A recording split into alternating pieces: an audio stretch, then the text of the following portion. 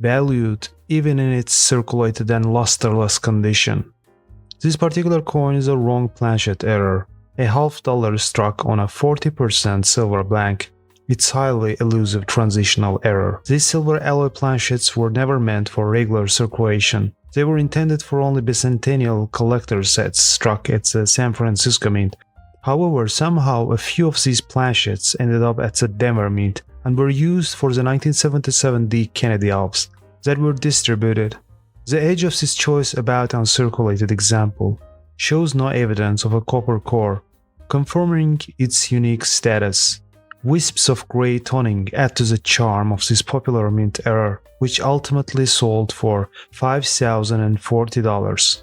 Would you pay thousands of dollars for an old quarter dollar with such toning? Well, one collector did just that on May 9th, spending over $5,000 to acquire this numismatic gem.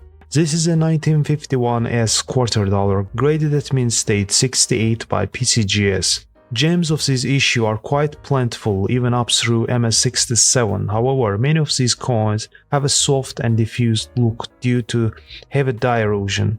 Budget cuts imposed since the end of the World War II led to the overuse of both dyes and equipment, making a well-struck 1951 S quarter dollar from fresh dyes a true rarity, not fully reflected in the census. This San Francisco issue is similar to most other Washington quarters of the 1950s, being common in almost any grade desired.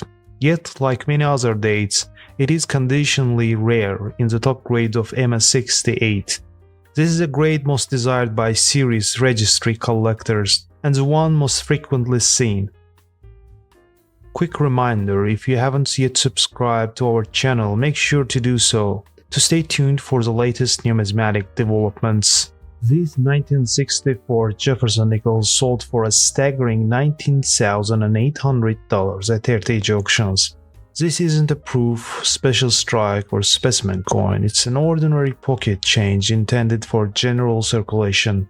However, one tiny detail, often overlooked by many, makes this coin highly sought after by collectors. This is a 1964 D nickel, known for its repunched D over D mint mark. The repunching is clear with a loop, but may escape detection by unaided eye.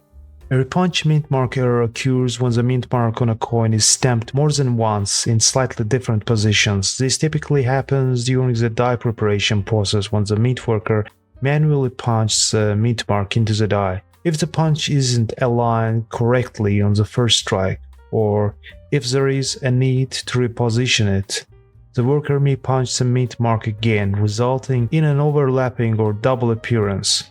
Each side of this nickel is brilliant and satiny, with slight reflectivity discernible in the fields. A few tiny marks are present, but not bothersome. Although the steps of Monticello exhibit the typical softness, this coin is otherwise well struck and pleasing. Uncirculated 1962 Franklin half dollars with full bell lines are highly coveted by collectors and fetch eye-catching amounts at auctions. This attractive half dollar, for example, sold for $4,080 at heritage auctions, graded in mint state 66 FBL by PCGS.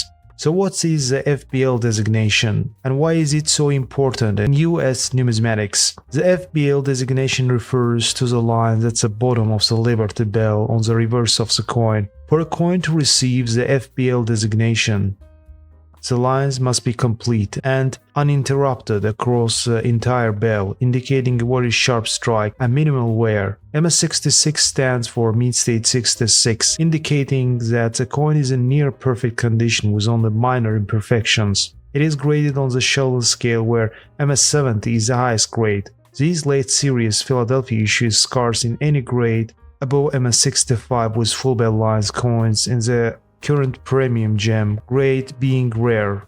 This coin displays softly frosted luster and is beautifully preserved with warm olive gold toning. The San Francisco Mint struck coins only during the first 3 months of 1955 before suspending operations for an entire decade. It was found to be more cost-effective to mint additional coins in Denver and ships them west rather than to continue using a small and inadequate San Francisco facility. Although die erosion is a factor with 1955 as cents, they were generally of better quality than those from Philadelphia and Denver. This fact, combined with massive hoarding of this final S mint set, has left the hobby with a large pool of high-graded survivors.